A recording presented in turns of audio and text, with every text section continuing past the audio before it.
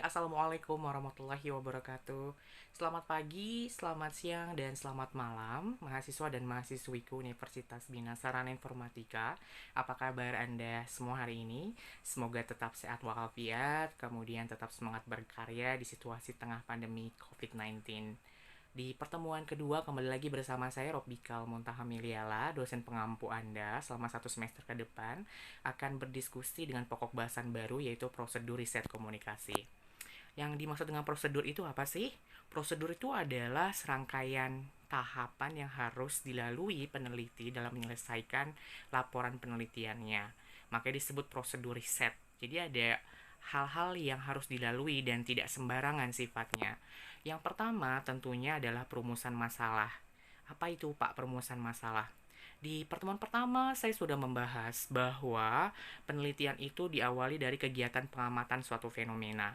Nah, fenomena itu kita cermati lalu kita kaitkan dengan formula, teori, atau hipotesis yang akan kita tanyakan. Makanya ada timbul masalah yang biasanya dibentuk dalam bentuk tanda tanya. Contoh, jika kita kaitkan kepada riset kajian public relations atau humas. Uh, di Polresta Depok telah meluncurkan satu program digital public relations yang baru yaitu aplikasi Halo Polisi. Aplikasi Halo Polisi ini adalah salah satu alternatif yang dilakukan Humas Polresta Depok dalam mendekatkan diri kepada stakeholders, terutama publik eksternalnya, dalam melayani misalnya untuk memberikan perlindungan ketika nanti warga di suatu waktu di daerah Depok memerlukan bantuan Polresta Depok dalam mengatasi masalah kriminal ataupun masalah lainnya. Nah, di situ kita lihat ada pertanyaan yang muncul di benak kita. Berhasil nggak sih strategi Humas Polresta Depok ini dalam memperkenalkan Halo Polisi kepada publik eksternalnya? Sudah berapa banyak orang yang sudah mendownload aplikasi itu di Play Store? Dan bagaimana launching itu bisa terjadi? Dia pakai endorser siapa aja? Terus bagaimana prosesnya dan kita evaluasi? Nah, itu udah termasuk rumusan formula yang kita dapatkan untuk menjadi rumusan masalah. Nah, dari contoh yang saya angkat tadi, maka perumusan masalahnya bisa berbentuk bagaimana strategi Humas Polresta Depok dalam melayani masyarakat melalui aplikasi Halo Polisi. Gitu ya. Atau di contoh PPT sudah diberitahu juga, misal kita ingin mengamati program CSR atau Corporate Social Responsibility yang dilakukan perusahaan X. Nah, perumusan masalah yang kita dapat buat bisa menjadi kalimat tanya sebagai berikut. Bagaimana program Corporate Social Responsibility bagaimana program Corporate Social Responsibility Humas PTX dalam upaya meningkatkan citra perusahaan. Nah, kira-kira itu. Jadi perumusan masalah itu bisa dibentuk dalam kalimat pertanyaan dan pernyataan.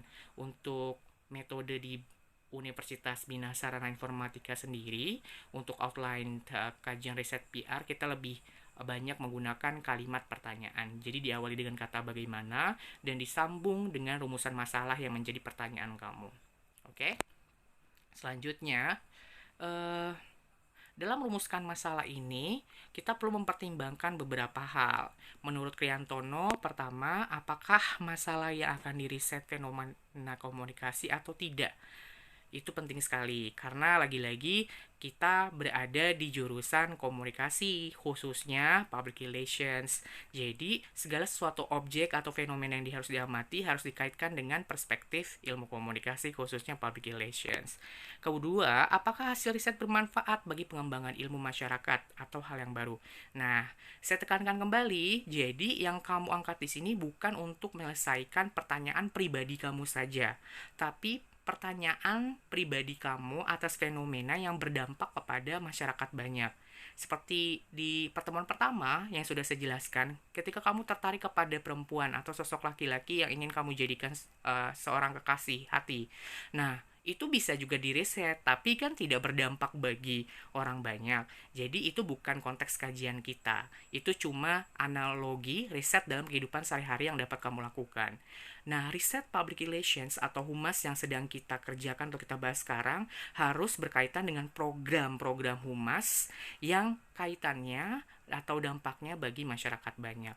Ada kebaruan di situ, strategi apa yang dilakukan oleh Humas PTX atau program apa yang dilakukan oleh Humas PTX untuk meningkatkan citra misalnya, atau untuk memperingati hari ibu, atau memperingati hari-hari spesial tertentu dan lain sebagainya. Dan yang ketiga, apakah permasalahan tersebut sesuai dengan minat periset atau tidak? Nah, lagi-lagi saya tekankan, utamakan untuk meriset objek yang benar-benar kamu kuasai. Contoh, kamu mempunyai passion atau interest yang sangat tinggi dalam bidang olahraga. Lebih baik kamu arahkan riset dan minat kamu itu di perusahaan-perusahaan yang berkaitan dengan olahraga gitu, dibandingkan kamu harus bertemu atau mengangkat objek riset yang berkaitan dengan perusahaan kecantikan gitu ya. Sebaliknya juga, misalnya kamu mempunyai interest tinggi untuk berada di dunia kecantikan, ya lebih baik kamu arahkan riset itu kepada organisasi yang berkaitan dengan dunia kosmetik atau dunia kecantikan gitu. Yang keempat, apakah riset dapat dilaksanakan atau tidak dengan mempertimbangkan kemampuan teori periset, masalah yang dapat dikonsepsikan, waktu, dana, izin, dan tenaga. Nah, ini 4 hal yang penting yang harus kamu perhatikan juga. Di sini kita memang kadang-kadang mempunyai impian yang banyak, tapi kadang-kadang periset tuh harus realistis gitu, karena kita juga punya target atau eh, jatuh tempo waktu yang perlu kamu perhatikan dalam mengumpulkan laporan penelitian. Maunya sih kita meneliti semuanya untuk memenuhi sebanyak-banyaknya keingintahuan kita. Tapi perhatikan kembali, uangnya cukup nggak? Aksesnya cukup nggak? Surat keterangan riset dari organisasi yang sedang kita observasi keluar nggak? Nah, itu lagi yang menjadi pertanyaan. Jadi kadang-kadang realistis, makanya rumusan masalah itu perlu adanya pembatasan masalah agar kamu sebagai peneliti menjadi fokus dalam menjawab pertanyaan rumusan masalah yang kamu buat, ya. Jadi jangan membuat riset yang akhirnya membuat kamu terbengkalai sendiri, laporan penelitian tidak berhasil, tidak jadi dikumpulkan, bahkan tidak lulus dalam mata kuliah ini, ya. Seperti itu. Nah, prinsip rumusan masalah itu apa saja? Nah, menurut Moleong itu prinsip rumusan masalah pertama berkaitan dengan teori-teori dasar. Perumusan ini didasarkan atas upaya menemukan teori-teori dasar sebagai acuan utama. Contoh, kamu sedang berada di mata kuliah Riset Public Relations. Berarti fokuskan kegiatan atau fenomena yang sedang kamu observasi ini berkaitan dengan teori public relations. Salah satu teori public relations yang dinyatakan oleh Philip Kotler adalah ruang lingkup PR itu terdiri atas rumusan pencils, yaitu huruf P, E, N, C, I, L, S, yang merupakan singkatan publication, event, news, community involvement, identity media, lobbying, and social investment. Nah, kamu cari kegiatan komunikasi organisasi perusahaan X yang berkaitan dengan itu. Di publikasinya kah boleh? Atau di kegiatan eventnya gitu ya, event apa yang sedang mereka selenggarakan atau sudah mereka selenggarakan. Kemudian di kegiatan pemberitaannya atau di kegiatan mereka saat mendekati komunitas tertentu, lalu bagaimana lobby mereka dan bagaimana juga identitas mereka di publik eksternal kah, dan juga bagaimana dengan CSR mereka. Nah, itu kajian yang bisa kamu perhatikan untuk menjadi cocok sesuai dengan kajian riset PR. Nah, berkaitan dengan maksud perumusan masalah. Perumusan masalah di sini bermaksud menunjang upaya penemuan dan penyusunan teori substantif, yaitu teori yang bersumber dari data. Nah, lagi-lagi, rumusan masalah itu diperlukan untuk apa sih, Pak? Supaya tahu kita itu capek-capek neliti untuk mencari jawaban apa. Makanya diawali dengan kalimat pertanyaan. Nah, tadi perumusan masalahnya kan contohnya nih, bagaimana program Corporate Social Responsibility atau CSR Humas PTX dalam upaya meningkatkan citra perusahaan. Berarti jelas di sini yang kamu sedang observasi atau kamu sedang angkat penelitiannya tentang CSR-nya. Udah fokus ke situ. cari tentang bagaimana analisis SWOT-nya, strength, weakness, opportunity, threat-nya, lalu bagaimana proses pengerjaan CSR-nya, lalu siapa target audience-nya, pesannya apa, kemudian budget yang disediakan oleh organisasi itu berapa. Nah, fokus di situnya, jangan sampai kamu fokus justru pada ke special event yang lain, mungkin customer relations-nya, sedangkan kamu perumusan masalahnya adalah CSR di sini. Nah, itu yang tadi yang disebut sebagai salah satu prinsip rumusan masalah adalah harus substantif, yaitu teori bersumber dari data, karena itu akan menjadi acuan kita dalam menjawab hasil penelitian. Ya, kemudian ada prinsip hubungan faktor, yaitu fokus sebagai sumber masalah penelitian merupakan rumusan terdiri dari dua atau lebih faktor yang menghasilkan tanda tanya. Faktor itu berupa konsep, peristiwa, pengalaman, atau fenomena. Untuk yang nomor 3, biasanya dilakukan oleh periset yang menggunakan metode kuantitatif. Biasanya untuk mengukur variabel 1, variabel 2, dan variabel 3 atau lebih. Gitu contohnya pengaruh kualitas kerja PTX dengan misalnya kepuasan konsumen. Nah, di situ ada hubungan faktor, ada pengaruh. Gimana sih variabel 1 kualitas kerja karyawan PTX dengan kepuasan konsumennya, variabel 2. Nah, itu biasanya diaplikasikan kepada peneliti-peneliti yang sudah menentukan metodenya kuantitatif. Tapi untuk kita yang ada di riset PR di kurikulum ini, untuk D3 kita menggunakannya kualitatif, bukan kuantitatif. Nah, yang keempat, sebagai wahana untuk membatasi studi. Jadi, rumusan masalah tadi sengaja dipersempit oleh peneliti supaya peneliti fokus kepada penelitiannya, hasil penelitiannya pun representatif, kemudian penulis pun menjadi realistis terhadap proses yang harus dijalankannya, menimbang biaya, tenaga, dan juga dana yang harus disediakan. Gitu.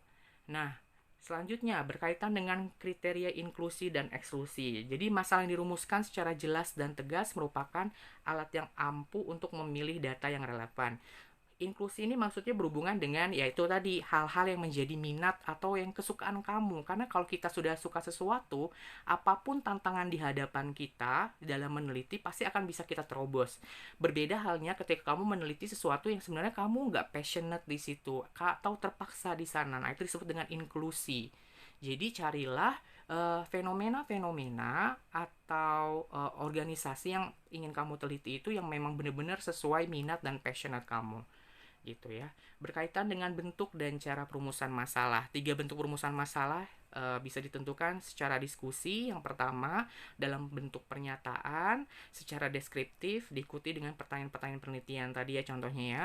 Yang kedua, secara proporsional, yakni secara langsung menghubungkan faktor-faktor dalam hubungan logis dan bermakna, biasanya berimplikasi kepada peneliti yang memilih metode kuantitatif, kalau kita kualitatif.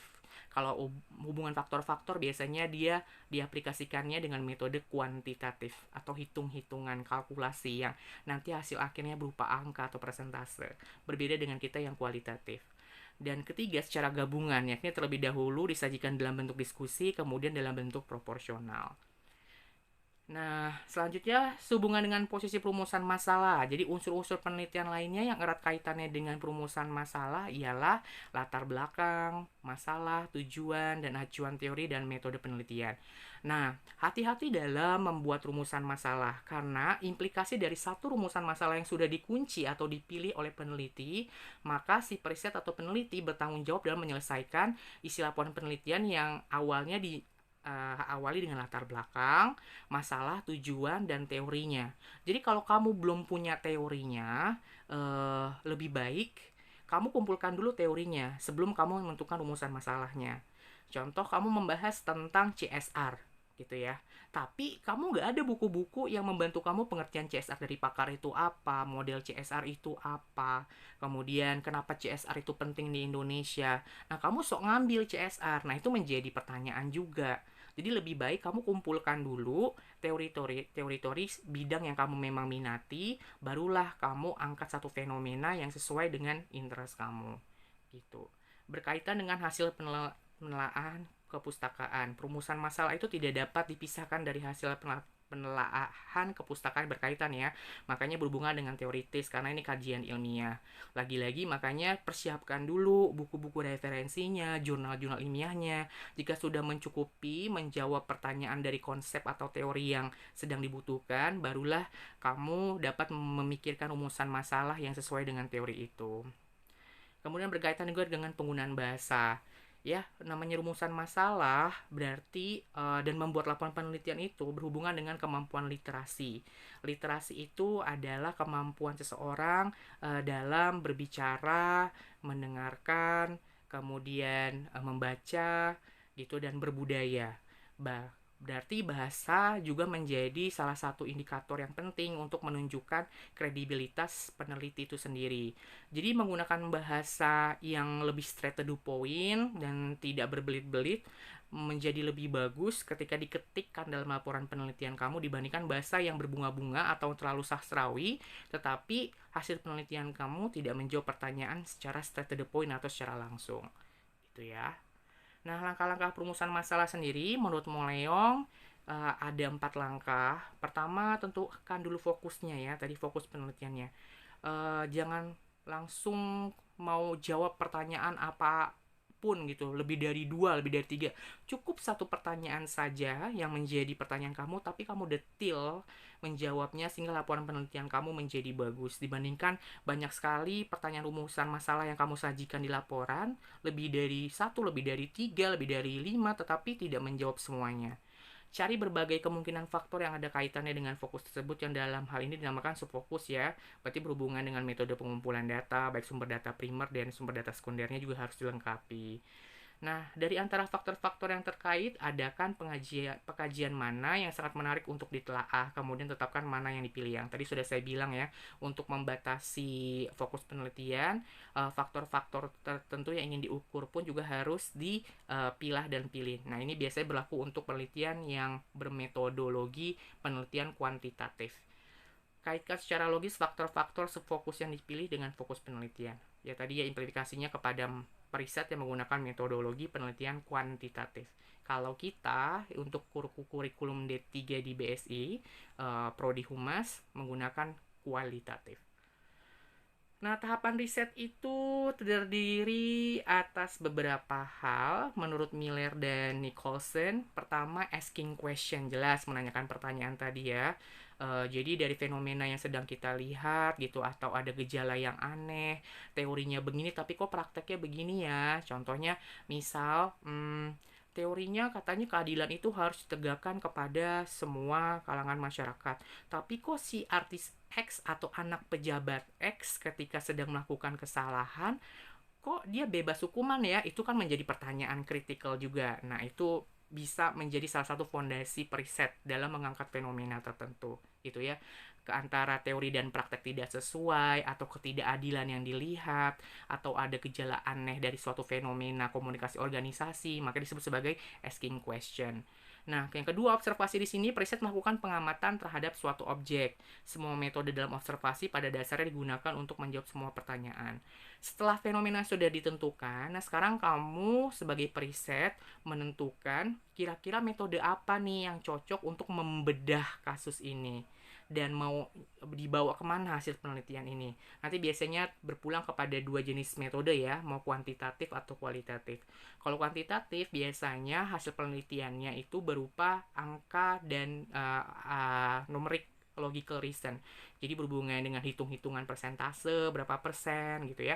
Kalau kualitatif biasanya berhubungan dengan laporan yang mendalam gitu ya. Kadang-kadang yang tidak bisa kita deskripsikan dari angka, tapi itu terjadi di balik fenomena itu. Itu yang disebut dengan penelitian kualitatif. Jadi hasil penelitiannya berupa bentuk narasi verbal yang mendalam tentang kronologi suatu masalah, bahkan sampai di balik proses fenomena itu sendiri yang tidak terungkap jika kita kaitkan dengan angka atau numerik.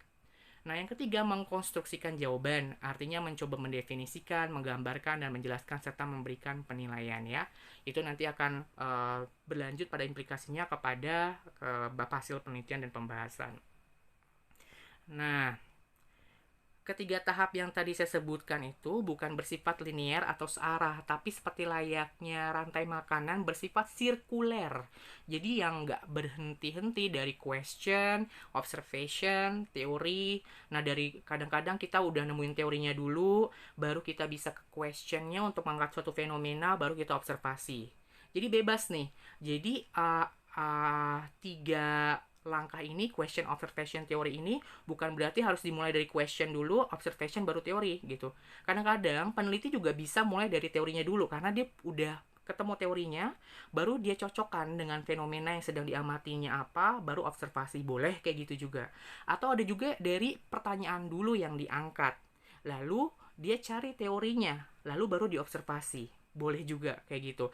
Atau satu lagi, dia observasi duluan. Mungkin karena misalnya seperti yang kemarin sudah saya bilang, dia sudah bekerja di perusahaan X itu lebih dari 5 tahun. Jadi dia udah tahu nih bagaimana alur orang dalam di sana dalam bekerja, humasnya seperti apa. Nah, sekarang dia tinggal menentukan program humas mana yang ingin ditentukan. Makanya observation ini nanti menjadi ke question, masalah yang akan diangkat di apa, lalu baru dicari teorinya. Jadi bebas, bisa memilih dari tahap mana saja karena sifatnya sirkuler bukan linear. Yang ujung-ujungnya pasti ketiga tahap ini dilalui oleh seorang preset. Oke, gitu. Nah, ini tahapan riset yang lebih detailnya. Pertama, jadi masalahnya apa? What's the problem? Lalu nanti kita tentukan konseptualisasinya, baik berupa bentuk definisi konsep ataupun variabelnya. Nah, metode yang dipilih apa? Di sini banyak nih. Ada field observation atau analisis isi, apakah eksperimental, apakah evaluasi, survei, focus group discussion, dan lain sebagainya. Kemudian kita mendapatkan data, gitu ya. Kemudian kita mengambil populasi dan sampel, gitu ya. Kemudian populasi itu adalah jumlah keseluruhan objek yang akan kita teliti. Kalau sampel itu hanya sebagian objek yang akan kita teliti dan dianggap dapat merepresentasikan populasi. Ini biasanya dilakukan oleh peneliti kuantitatif gitu ya. Misal dia ingin meriset kepuasan mahasiswa D3 UPSI Margonda terhadap pengajaran Pak Robi. Nah, mahasiswa D3 BSI Margonda itu ada 800. Peneliti merasa kesulitan untuk membagikan kuesioner kepada 800 orang. Akhirnya dia memilih sampel, mungkin hanya 100 atau 200 saja yang akan dibagikan kuesioner. Nah, itu disebut dengan perbedaan populasi dan sampel. Ya, kemudian setelah datanya sudah diproses, barulah dianalisis, baru kita dapat mengimplementasikannya dan mengevaluasi program atau fenomena tadi yang kita angkat, apa kesimpulan dan sarannya. Itu ya kira-kira apa pemetaan tahapan riset. Diawali semuanya dari masalahnya apa, kemudian dikonseptualisasikan mana definisi konsep atau definisi variabel yang akan menjadi pokok permasalahan kamu, terus penentuan metodenya apa, mau kuantitatif atau kualitatif, kemudian populasi dan sampelnya apa, kemudian baru kamu mencoba mencari data, baik data primer dan data sekunder. Setelah data dikumpulkan, kamu analisis, lalu kamu implementasikan di laporan penelitian kamu untuk dievaluasi dan akhirnya memberikan kesimpulan dan saran kepada organisasi yang sedang kamu teliti.